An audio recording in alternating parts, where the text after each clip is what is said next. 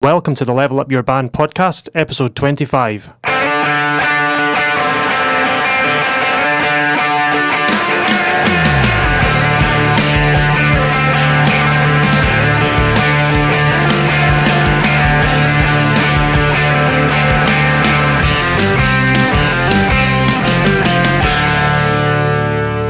Welcome back to the Level Up Your Band podcast. My name is Gavin Patterson and I'm here with Julian Pombo. How are you doing? Hey. Yeah, I'm okay. I'm not bad. How are you? All good. Yeah. How's things? Quite excited for this one. Cool. This is our third interview. Third We've got interview ever. Another one lined up. And we've been doing these interviews and they've been going really well. So we're definitely going to keep doing it with as many people as we can get on. We can convince and coerce into doing this. As many of our pals as we can. So I'll pass I'll pass over to you. You can introduce the guest. Cool. I'll do the introductions. So today we have Graham Costello. Graham Costello is a drummer and composer based in Glasgow. He started out in the very vibrant DIY scene in Glasgow, playing drums with bands like Young Philadelphia and Outblinker, and then he went to study at the Royal Conservatoire with Alan Kosker. Recently he's been, up before this whole nonsense happened, he was touring his project Strata, which is a project that seeks to blend the DIY scene and the jazz scene together, and has currently been working up on a follow-up to their debut album OBELISK with Gearbox Records. So, Graham, thank you for coming on. Pleasure, man. How you doing? Yeah, not bad. Was all of that all of that correct? Nothing. Don't know. It all seemed correct.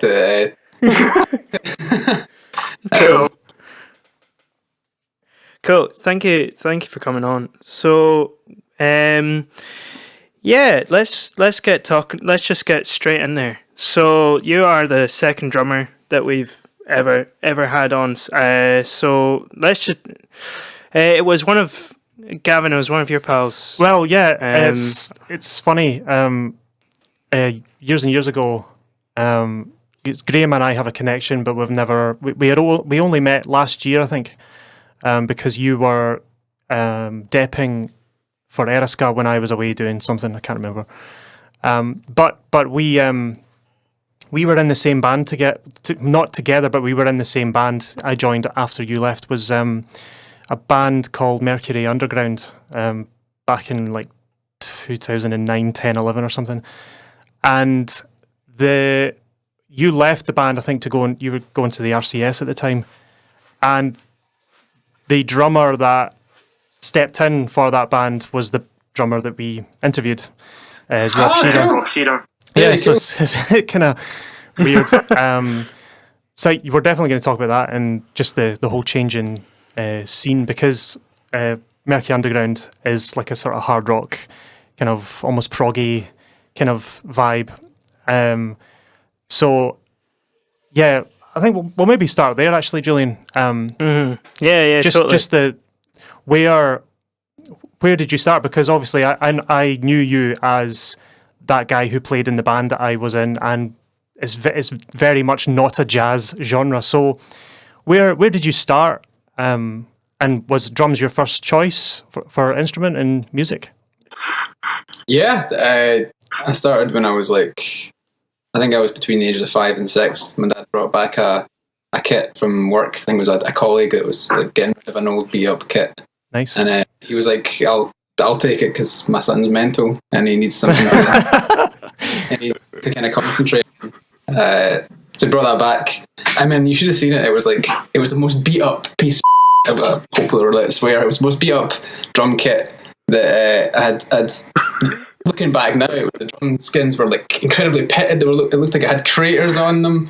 I had one cymbal. It was like, and drummers will notice, I had one cymbal. It was the worst cymbal to choose. It was the bottom of a hi-hat. It was that, and I had one cymbal stand, and it was like a hi-hat stand that was the rod, the small rod at the top was bent like this. Yeah. So like an R or whatever. So I'd put this one cymbal on.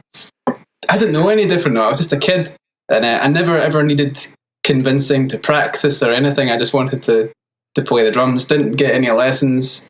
and just kind of taught myself through hearing music in my head, and mostly kind of the music that my dad would play in the car and my mum would play in the car as well. So yeah, my drums kind of fell on my lap a wee bit. Yeah, no half. So I'm assuming you started getting lessons shortly after, or did that come all at the same time? Not at all. I was self-taught until I left school. I didn't even do music at school. Oh, really? Okay. Wow. We're probably on agreement that like music is a bit of a hit or miss at school. My older brother, who is a guitarist and bassist and a really good musician, he did music at school, and whenever I talked to him when I was younger, before going to secondary school, he would just kind of tell me how it's just not really that good at that time anyway. So I had to choose between music and art, which I always lamented, man, like, why can't you choose both? You can choose three sciences, but you can't choose that. Yeah, it was the same in my school as well. Like, you couldn't do both, and I was just like, why not? It's so backwards, man. You'll probably find with a lot of musicians or artists, each way there's a connection for both. Like I also do some visual art, and because I chose art at school, so I kept that going and all the way up till advanced higher. And I was going to follow that past school until I kind of had an epiphany moment and decided, actually, I've been playing drums my entire life, been playing in bands and stuff. I really actually, if you want to do something that you're good at, and I was confident that I was good at drums, so I chose that.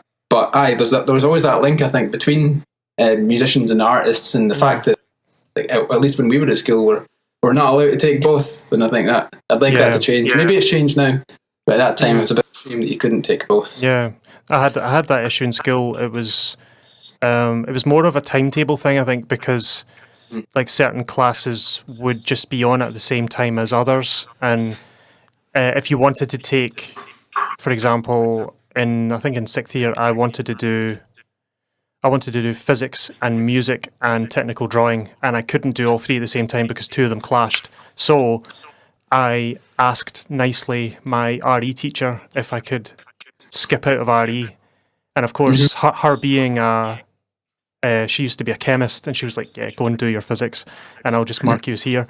And that was how I wangled my way into doing all three. Wow, amazing. Yeah, so I think it's weird because the obviously the class, they need to fill a classroom, but because I managed to wangle that, I was in a classroom with one other person, so it was just two of us in one class, which was amazing. But yeah, so you're saying you had absolutely no tuition or anything at all until you left school? Zero music schooling at all. I mean, other than you'll get like general music when you're in first or second year or something. Yeah, that's right. Small classes when you're in primary, just, I don't know, singing hymns or whatever. Aye. So, when did you start getting into playing with bands and stuff? How did that come about? I started a thing. My first ever band was a Nirvana cover band with my older brother and one of his mates, and I thought we were the best thing ever, but obviously, if you heard it, certainly weren't. So I would be like learning Nirvana tunes, and we had this, we had a bunch of Nirvana videos. I'd be watching like Nirvana live concerts, and was trying to copy Dave Grohl and everything. Like, I never really thought he must have had quite more of an impact than I ever like consciously give credit for, being that it's the first kind of band that I played in. So should probably acknowledge that. But being with my brother we've always kind of done a lot together. So that was the first band I played in, and then I kind of played in bands when I was in school. I was always I played with my brother's mates quite a lot, so I played in a band with those guys. I played in one band called 13, I think, because I was 13 and the rest of them were like 16 or whatever. I was used to always being the youngest, which is weird. My own band is the first band that I'm actually the oldest, so I'm kind of bizarre. But I started playing in bands like very quickly after, because my brother played guitar. So that you've got someone in the house all the time playing another instrument, you're going to play together. Yep. So that's always kind of helped. So cool. It was predominantly, like if you're saying Nirvana there, that's Nirvana. It would be me and Jason would try and write stuff together. And me and Jason being my older brother, and that's kind of how it would start. Aye, Nirvana, I guess. Yeah, so Cool. the transition to jazz. Yeah. What was the thought process behind that? It was quite a leap. So I got to the end of school. I still never did music. Then I had this, like, don't know how to describe it. It was kind of like an epiphany of, like, maybe art's not the right thing for me. What else can I do? What the hell? I've been doing drums, man, like my entire life and playing music. Let's do something like that. So I wanted to stay in Glasgow. My brother had moved to Glasgow, and I wanted to kind of stay around him for a bit. And so I looked around kind of courses in Glasgow that would maybe accept me, someone with zero music skills at that point, just playing ability. And there was this place, and there still is this place called the Academy of Music and Sound. So I got an audition for there to get on. I think it was a BTEC course at the time, and I just got in purely on my audition because I didn't know knew F all about music, man. I knew absolutely nothing. So yeah, got in there. I was there for I think 2.5, 3 years. Whereas really it was always maintained. It was a great place to meet people and just play, and that gave me like a space for the 2.5, 3 years where I could just play drums every day and really, really bring my level up like a lot. Like when you're doing something every day and you're actually studying it, it makes all the difference. So I was there for 2.5 years, and then when it came time to leave, I felt like I definitely want to be a professional musician, but I don't quite feel ready like to just immediately step out and trying to do it. So I was like, I still want to remain in Glasgow. What can I do in Glasgow that's still music? And at that point, this was like, I can't remember, it's been 2011, 2012-ish. There was two options in Glasgow. There was the applied music course at Strathclyde, and then there was if you want to play drums in Glasgow, there was the jazz course at that time, the Royal Scottish Academy of Music and Drama. We'd always known it as the RSAMD. You always hear about this place. Oh my God, the musicians and artists and whatever, they go to the RSAMD. And that was the year that they'd stopped the applied music course. Right. So sadly, it's no more. So I had one option: study jazz at the now RCS, the Royal Conservatoire of Scotland, and I somehow got an audition. At this point, I had listened to jazz quite a lot. My brother, who's always kind of been like a tastemaker for me, he'd get me into a lot of music just from growing up. And I remember he got me a Billy Cobham record called Spectrum, which is like unbelievable. It's more jazz fusion-y. And it was from there that I kind of opened up. I got into Buddy Rich and more into kind of big band jazz. Then I got the Coltrane album, Ole Coltrane, which is a more obscure album that people would think your first Coltrane album might be like A Love Supreme or Giant Steps or My Favourite Things, but no, it was like a really obscure, and it was still one of my favourite albums to this day. So I then got into jazz there. So that had always been happening through growing up, that I'd gotten into this jazz stuff. Had zero clue what was going on, as I was very much thought, oh, they just get in a room and they improvise. That must be what they do. No, that's not that's what happens. So I did my I had some help because I like the audition. You have to play like a bunch of like standards and stuff. Again, I knew zero about this, so I got help from a guy who was studying at that time, Chris Whitehouse. I got like a lesson or two from him, just to be like just kind of audition prep, and he kind of helped me out a bit. And so I did my audition, and I got an unconditional somehow. Like again, the Academy of Music and Sound was great for me to learn to play drums and really get my level up, but I still didn't learn too much in terms of theory and everything. So that was very much undeveloped, but I somehow must have got in through playing ability alone. And so I got into study jazz. And long story short, that's how I got into the jazz scene, through getting into the jazz course at the RCS. Damn. Wow. I didn't know that. I didn't apply. Crazy. Didn't apply anywhere else. So if I didn't get into this place, I would be... That was it. I think I'd be a jazz musician, to be honest. What would you have been doing? That's the question. I have no idea. Like I might at some point, I might have tried to go down the visual art route again. I might have maybe one of the bands that I might have been in the DIY scene with. Who knows, man? Like honestly, it's one of those things where actually I've got a tune on my new album which is actually inspired by like this is going to sound really like the ooh fairy stuff, but like it's alright, go for it. The kind of fleeting nature of life, that like one thing in your life a slight difference could have a massive effect on the outcome of your life. Yeah, like whether it's butterfly effect kind of thing. Yeah, butterfly effect kind of vibe. Or if you bend down to tie your shoelaces and you don't cross the road, maybe you don't bump into the love of your life, etc. And how small things like that can make a lifetime of difference. So that, if I didn't get into this place, and all the things that led up to even me getting the audition and things, if they didn't happen, I wouldn't be here talking to you guys. I wouldn't be doing jazz or probably even music. Quite crazy. Yeah.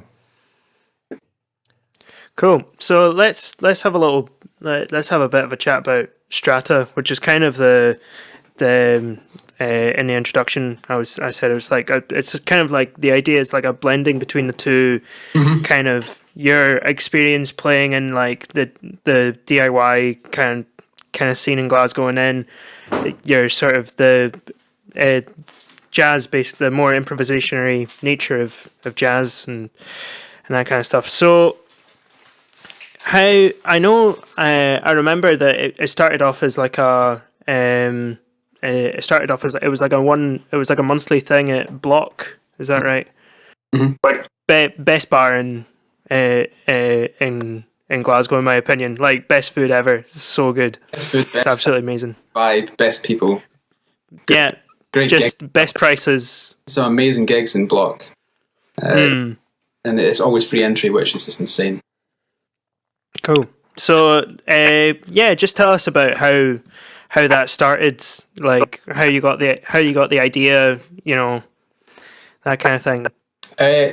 So Strata started, you'll probably be aware of this, Julian, like you in uni from I think third year, fourth year onwards, you get the chance to do like an elected project. What are they called again? What is it they're called? Negotiated project. Negotiated project. That's right. Yeah. Basically, you create your own exam. You create the module. So yes, we'd heard from many students in the past where like people would do EPs or albums.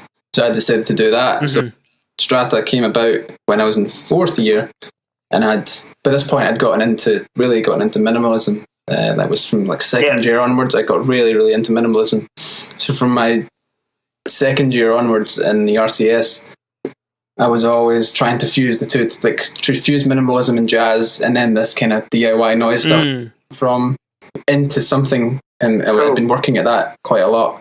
So then I had all these tunes that I wanted to record. So then came fourth year, I'll do an album, and I just asked my mates to play on it.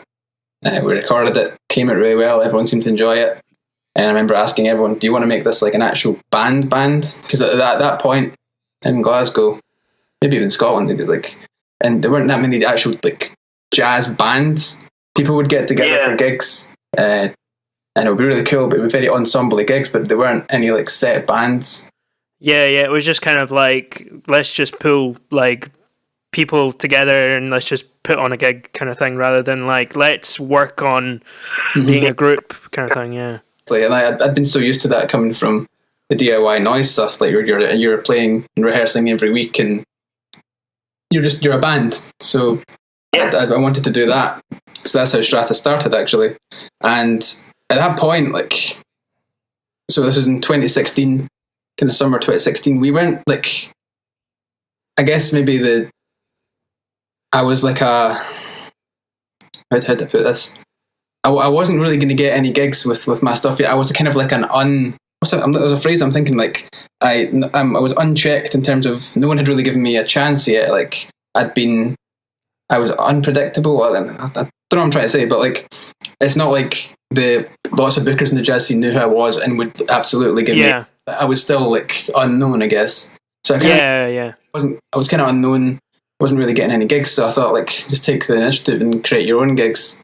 So luckily I was really good friends with the booker at Block because I played an Outblinker with him, Chris, and just pitched the idea of like monthly residency, jazz band. He was like, let's do it.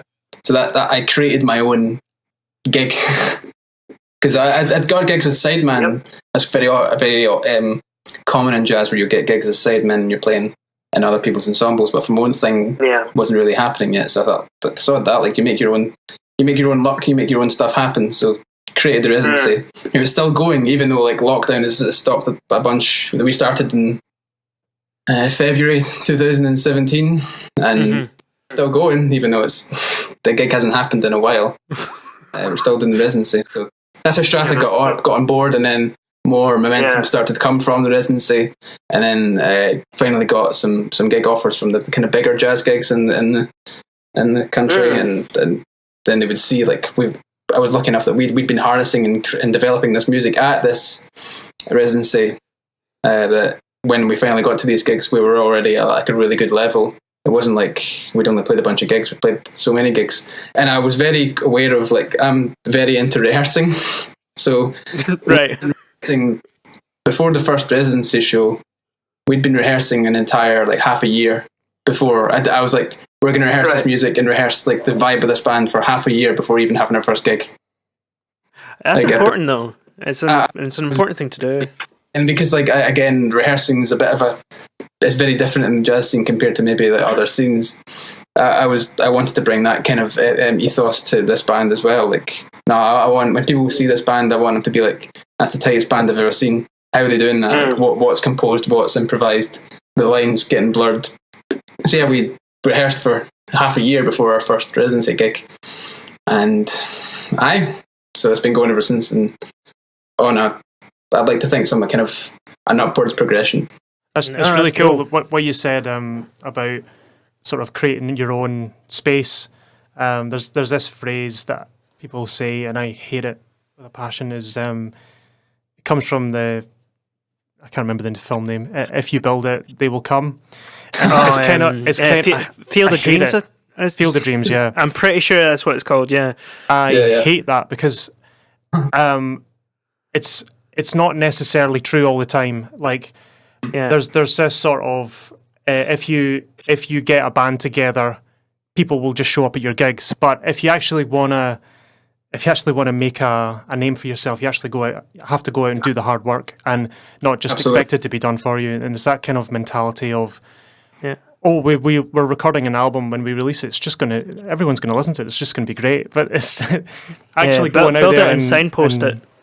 Yeah, you've got to go meet people. It's just the first of many things that you need to have down. It's not just, our music's great, we're a great band, that's it, our job's done. It's like, no, your job's just started.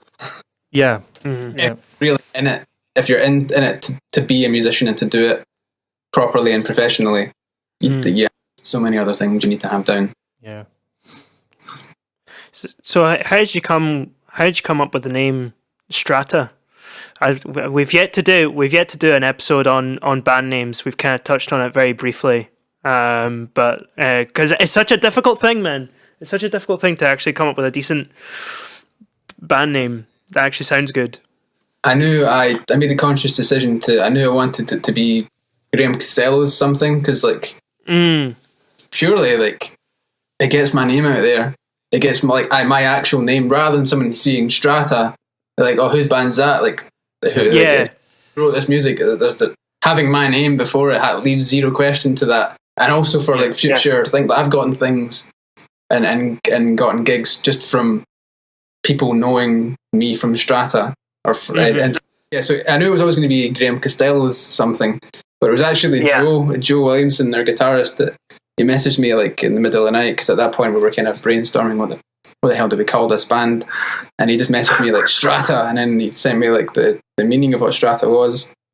I'd heard of Stratum. I think that's a Billy Cobham thing. I think it's either a tune or an album, but he sent me Strata and looked, and it's like it's the layers of rock. If you cut a rock and you look into its design, it's all these layers that's developed through millennia, and that's one of those layers is a stratum, and in the plural of like all of them is strata. So, and I write very layered music, so it kind of worked really, really well. That's cool. So there are other bands out there called Strata. So it was important for me to also have the Graham Costello thing, because that legally as well means I kind of get sued. That's so it means you don't get into trouble. It's like you're building a call to action in your band name. It's like it's great. I love it. It sounds crude, but it was very like not business oriented. They're not like I'm also very inspired by Nick Birch, who's a pianist in Switzerland, and he's got a band called Nick Birch's Ronin or Nick Birch's Module. So it was first of all I saw that, I was like, yeah, why don't I call a band? Like, Sorry, yeah, It's fine. I'll bleep it out. It's fine. yeah, you can do the bleeps. And that's where I kind of first saw it. I mean, it's quite a common thing in jazz where it's like the Brad Meldau trio or the something this and something that. It's usually like John Coltrane quartet. But it would usually be followed by like a kind of numerical thing, quartet, trio, blah blah. Yeah. It's more rare that it's like the X person's in a band name. So I mean, that obviously still exists. That absolutely does exist.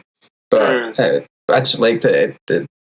It's probably helped me more than I realised in terms of getting gigs out with this band.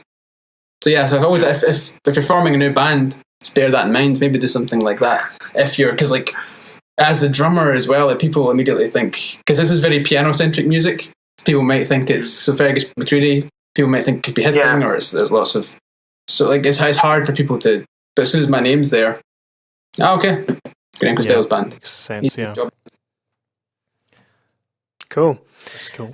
So on the show, we talk a lot from we drop a lot of really embarrassing anecdotes and things that have happened to us from our time playing music. So we do ask our the people that we interview, just the usual, best worst gigs you've ever played, like things that have happened.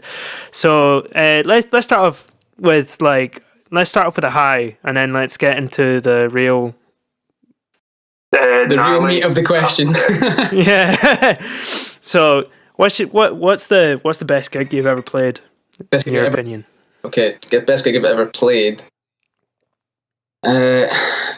We recently, last year for Edinburgh Jazz Festival, we did. So I was commissioned to do my band Strata, but with a string quartet as well. I'd always wanted to do something like that. Cool. I'd always wanted to write for strings, so that became Strata expanded. So we had the Strata and then a string quartet, and I'd written this music. I'd never written for strings before, but I just love the textures that are available.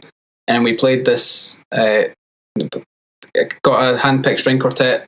Wrote all this music. Like, you guys probably all write music as well, so you know the feeling of like you bring new music to like a group of like really established musicians, and it's like the kind of nerves that you've got, and then when you hear it played back, it's great, but then you're always thinking, is this good? Is this going to work? Is this going to work?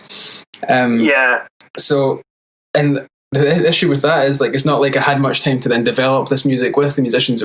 I was bringing in a fully composed suite of music. It was like 17 minutes worth of music for this concert. It has to. We've got 3 rehearsals to get it correct. Has to be right. I had like our own Strata. I made sure that when we play gigs, we have our own lights. So we've got our own lights. So we're rehearsing as well with this expanded gig. Rehearsing with the lights, make sure everyone can see their music and everything like that. Get to the gig when I had like 40 minutes for a blank stage to get like a nonette, like a 9 people set up correctly. Sound checking strings, sound checking drum, like sound checking everything. We've got 40 minutes to get this all done, and we had our lights, everything. So kind of like immediately, I'm quite visual. Again, speaking about doing art instead of music. So like with our own lights, we immediately had our own kind of visual aesthetic when we played the show, and like it just turned into. I was just really really proud of that gig, and we got a standing ovation. It felt like really really. I could hear it and picture it all in my head, and then when we finally did it, it was like one of those moments where massive amount of stress and kind of worry, but then like as soon as the last note's done, and then you hear how it's received, you never know how this music's going to be received. If it's a premiere, it's not like it's been in an album and people have heard it, and then they've came to your gig. It's like they've never heard this music. They're kind of coming here on the basis of maybe what I've done previously, and then to get that kind of response was just really really endearing. And yeah, it was quite a thing to be part of that. There is a video recording somewhere, but like it's one of those things where it's all part of being in the room, especially with like instruments like strings involved. It was a TV at Row House venue in Edinburgh University. It's a great venue, and I was probably the best concert so far. I think. Definitely like live music. That's why it's so sorely missed during COVID, because it's totally different from listening to Spotify, and it's just an entirely different thing. Yeah. If we lost that, it would be an absolute tragedy, you know. You're talking about the aesthetic of it as well. You just don't get that from recorded From a music. live streamed gig, even, you know. Yeah. Because I've seen a lot of people are doing that now, but yeah, VR.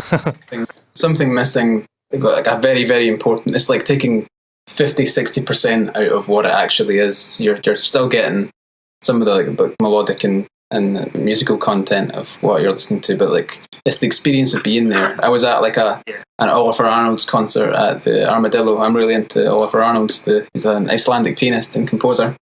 Quite minimal stuff that he does.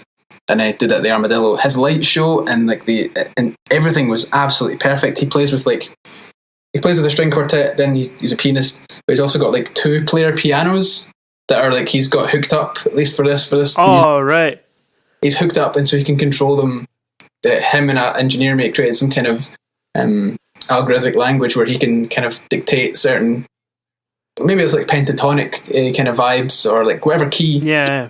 Have them doing lovely effects, and if you listen to his album, actually, remember with like a colon between the two, with E and between the RE colon member, is really great. But that concert, if I can imagine, if I just heard the audio of that concert, but yeah, that's pretty cool. But being there with the light show, and the room is just such an important character to a concert, whether it's like a 50 capacity fucking basement and you're at a noise gig and you're all like bunched together and sweating, and that's amazing. Like that's absolutely incredible. Or you're at a concert hall and you're seeing music performed like that's truly inspiring. That is such a massive variable that we're sadly being we're not able to experience right now. That's really what we're missing. Yeah, for sure. Let's talk about the worst one now. Those are the fun ones. We felt good. Now let's feel like ooh. Thanks again. This is actually quite an easy answer for me because it's like beyond comparison. It's the worst thing that's ever happened to me on stage. So it wasn't the worst gig, but it was the worst experience I've ever had on stage.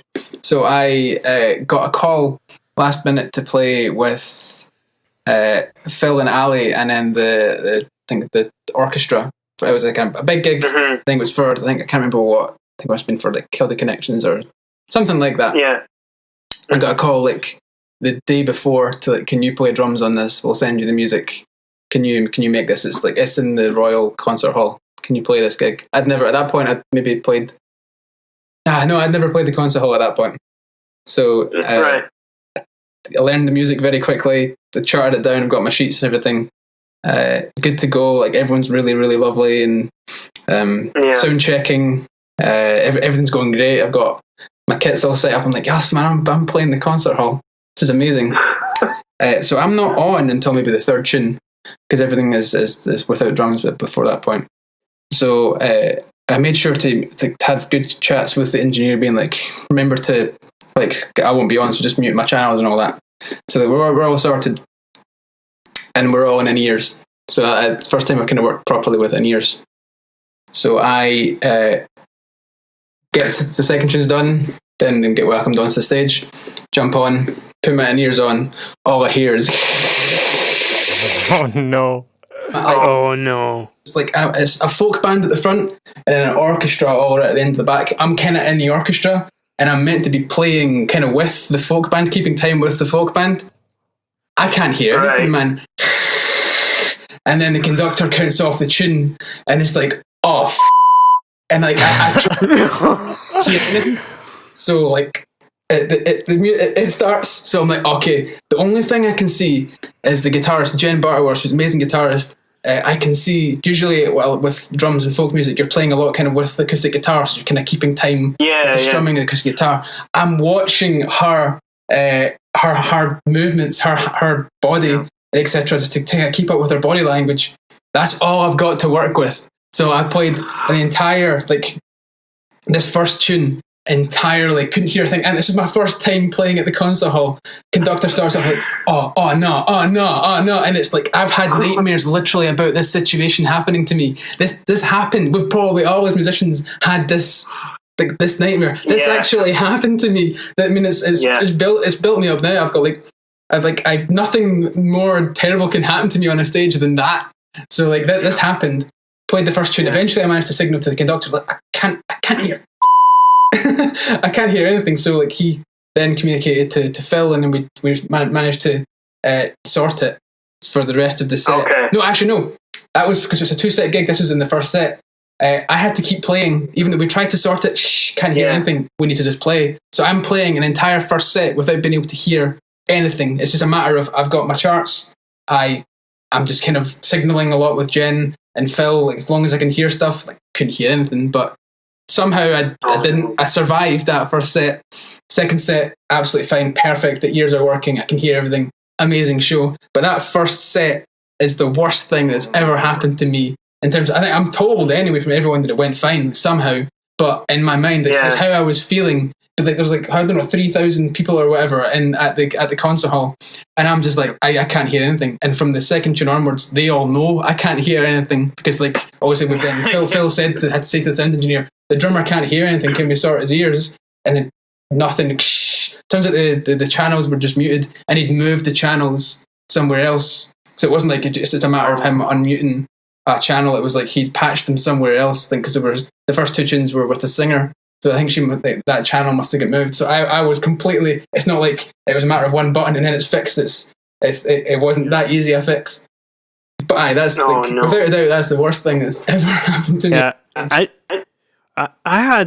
we had something similar happen to us actually, Gavin. Do you remember when we were playing on the radio? Yeah. Oh yeah. That was fun. Just very quickly, basically, we were playing in this tiny, like, radio station. They had two rooms. Dario and I were in one room, and then the drums and everything else were kind of set up in the other room. We couldn't really see each other at all, so we were just relying on There was a window. There was a window, but there was a glass window. But it wasn't very good. Purely relying on headphones and purely relying on headphones really at this point. And I don't know. It was like, I don't know what they were thinking. It was like the first time they'd ever had, like, because our band's like a 6-piece, more than that. A 6-piece band. It's huge, with really annoying instruments to mix and deal with.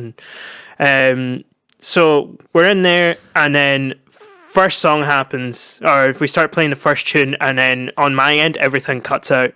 Me, the only thing I can hear is Dario because he's playing an acoustic guitar right next to me.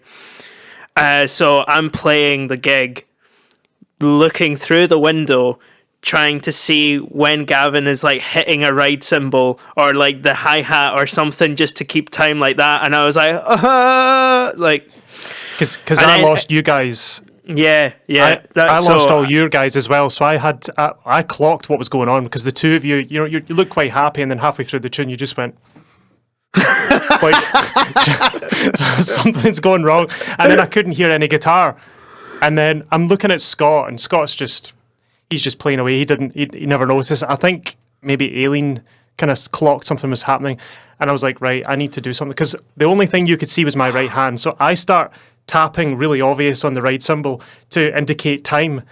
And as it happens, the only channels that were going out live, this was live on radio, were you and Dario. So we're in the middle of this big build-up section, and it's building up to a reel, and the only thing you can hear is dum, dum, dum, dum, and some very nice, like, twinkly guitar, like twinkly guitars. So it was actually underneath those notes. Mate, I will never forget that day. I'm gonna be sitting in my armchair like 40 years from now, and I'm just gonna, like, I've still got the audio from that. Flashbacks. It's hilarious, so bad. It's funny. One of my worst gig experiences was also in the concert hall when I was I must have been about 17. It was the first time I ever played it, and it was. I think I talked about this a couple of episodes ago. It was like that's right, yeah. Getting really, really nervous before gigs. Like back then, I used to get really, really, really nervous, and I was nervous that I would make a mistake and look stupid and all that. And there was like 3,000 people there, and I went out and I made a huge mistake, and it was fairly obvious. And after I made it, I realised that the feeling of making the mistake was not as bad as the feeling of thinking I was going to make a mistake. And when I had that realisation, I didn't get nervous for gigs after that. So it was weird. It was a weird kind of thing to realise. But it's just funny, the concert hall must be cursed or something. Yeah, another lesson also learning from that is that you can make that worse by still reliving that mistake and being in that mistake while you're playing the rest of the music. I learned that a lot from playing like big band gigs, that you make a mistake in a big band chart, like just don't, like, you made a mistake, that's it, that mistake happened, you need to move on and nail the rest of the chart or the piece, because like if you let that mistake dictate your mindset, oh damn, I made that mistake, then all of a sudden more mistakes happen, and then you're not playing your instrument as well as you could, focusing, because your mind still is what happened, but that happened, you need to focus on what's ahead. It's a good lesson to learn from that, absolutely.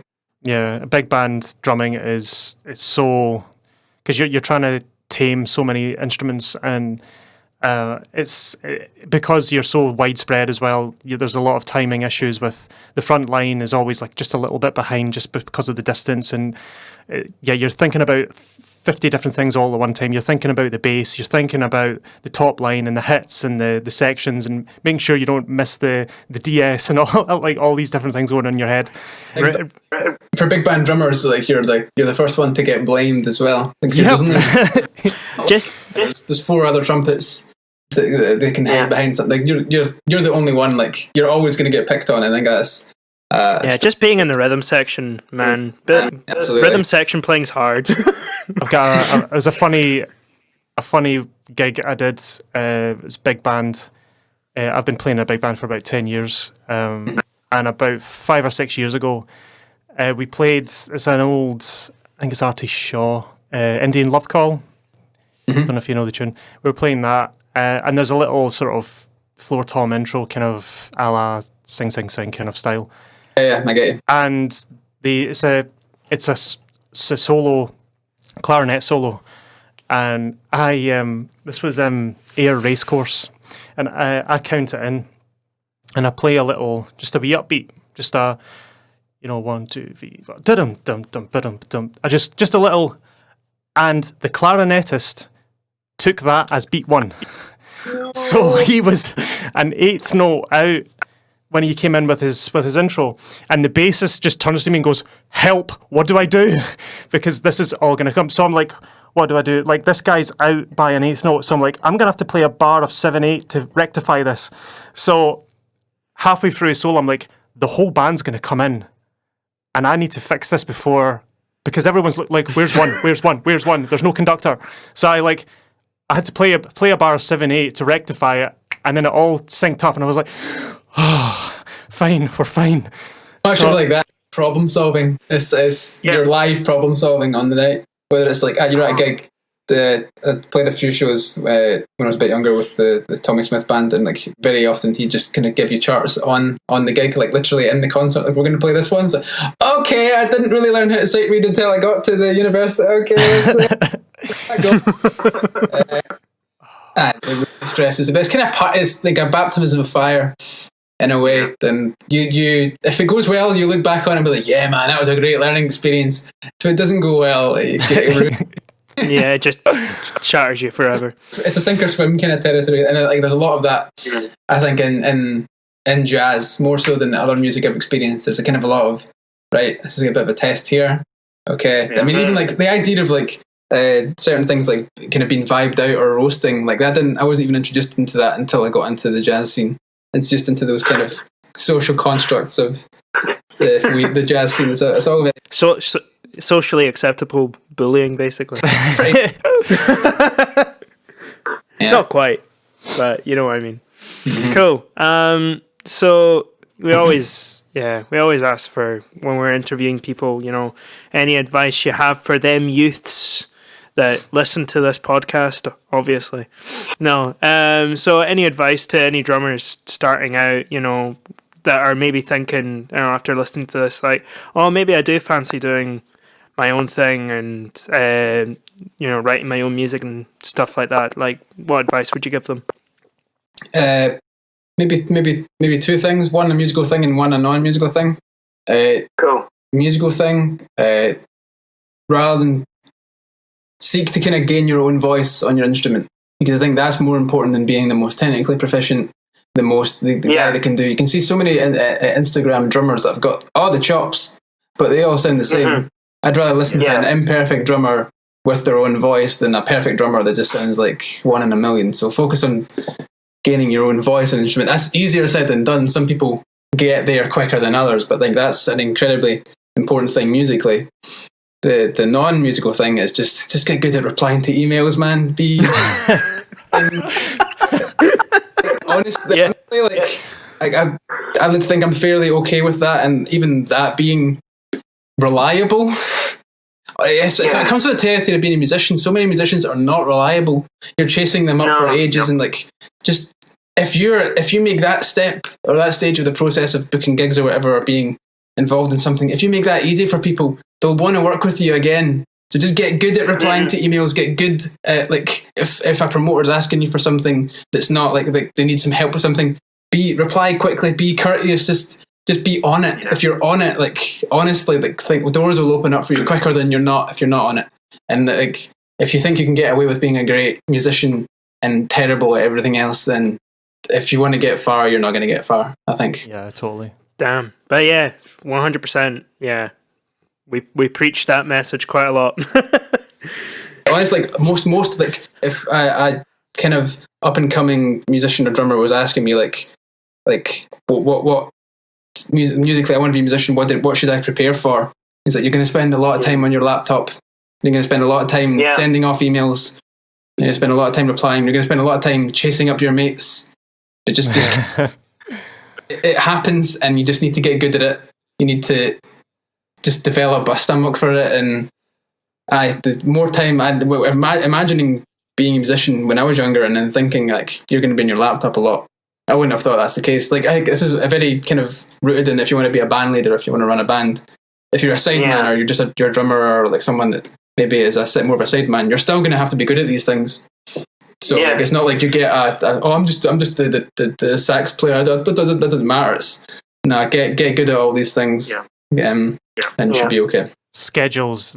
We talk a lot about scheduling, doodle polls and calendars, online calendars and diaries. The dreaded doodle poll. Yeah. It's we're trying to. The whole point of this podcast is to try and provide a source of episodes, material in the form of episodes on people who are running their own band or want to run their own band and don't know even where to begin, or there might be some stuff they've not even thought about. Like you said, when you start out, you didn't think you were going to be stuck on your laptop all the time, but it's the answering the emails, it's the keeping the website up to date, it's watching the Spotify stats, it's uploading to YouTube. It's just a multitude of stuff that goes. You spend more time doing that than actually playing the damn instrument.